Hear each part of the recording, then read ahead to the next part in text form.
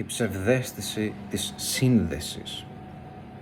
Πιστεύεις ότι η αγάπη είναι πραγματική μόνο και μόνο επειδή δεν αντέχεις το δικό σου εσωτερικό κενό.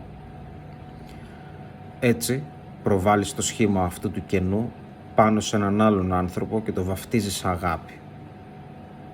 Στην πραγματικότητα είναι ο φόβος σου που φοράει το πρόσωπο κάποιου άλλου.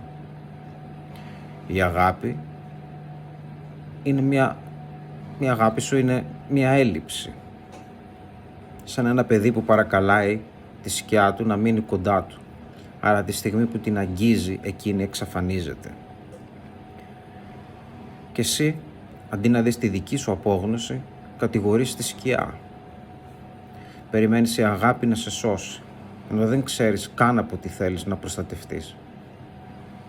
Είναι πάντα ευκολότερο να θεοποιείς έναν άλλον άνθρωπο παρά να καθησυχάσεις τη φωνή που ουρλιάζει μέσα σου.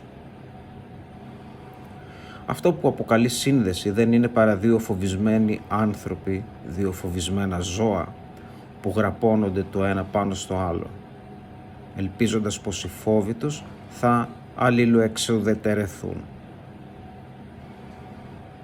Όμως οι φόβοι δεν αναιρούνται, μόνο πολλαπλασιάζονται.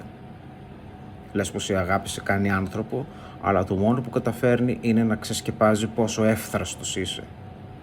Προτιμάς να είσαι τσακισμένος μαζί με κάποιον άλλον, παρά να αντιμετωπίσεις την αλήθεια ολομόναχος.